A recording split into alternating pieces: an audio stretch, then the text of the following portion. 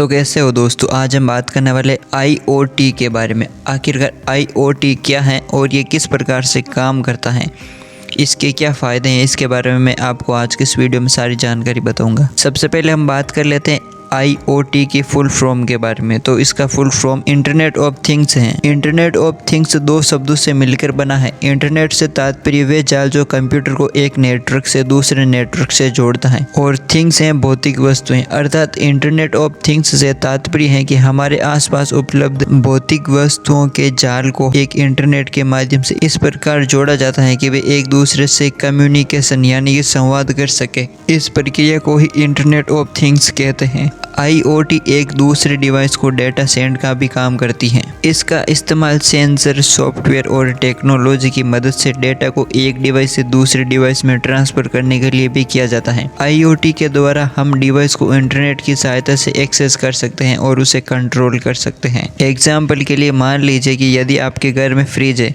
और उसे इंटरनेट के द्वारा कनेक्टेड किया जाता है, तो वे अपने अंदर सब्जी या किसी अन्य चीज़ की कमी पर वे खुद ही सब्जी का ऑर्डर कर देगा। इसके अलावा मान लीजिए कि आप ऑफिस से कार में बैठ करके घर के लिए रवाना होते हैं। तब आप चाहते हैं कि घर पहुंचते ही आपको AC, कूलर, फैन, लाइट सब ऑन मिले, तो आप इंटरनेट ऑफ थिंग्स के माध्यम से ऑन ऑफ भी कर सकते हैं, क्योंकि आपकी कार का सेंसर आपके घर में लगे उपकरण से जुड़ा होगा और वे आपके कार में बैठने पर घर पर लगे उपकरणों को सिग्नल देगा कि आप घर के लिए रवाना हो चुके हैं, और कमांड के तौर पर आपके घर के उपकरण घर पहुंचने से पहले ही ऑन हो जाएंगे। तो आखिरकार इंटरनेट ऑफ थिंग्स के क्या क्या फ़ायदे हैं, तो आपको बता दें कि इंटरनेट ऑफ थिंग्स हमें ऐसे अवसर प्रदान करता है जिससे हम ज़्यादा एफिशिएंटली काम कर सके, जिससे कि हमारे समय की बचत हो और उसके साथ ही पैसों की भी, वहीं हमारा काम भी आसान हो जाए। इंटरनेट ऑफ थिंग्स हमारे दैनिक समस्याओं को समाधान करने में मदद करता है, जैसे कि पार्किंग एरिया में अपनी कार के लिए पार्किंग स्पेस खोजना, और भी अनेक तरह के काम है जो कि आप इंटरनेट ऑफ थिंग्स की मदद से कर सकते हैं। तो इसके बाद हम बात कर लेते हैं कि आखिरकार ये IoT सिस्टम किस प्रकार से काम करता है। तो IoT सिंपल तरीके से काम करता है।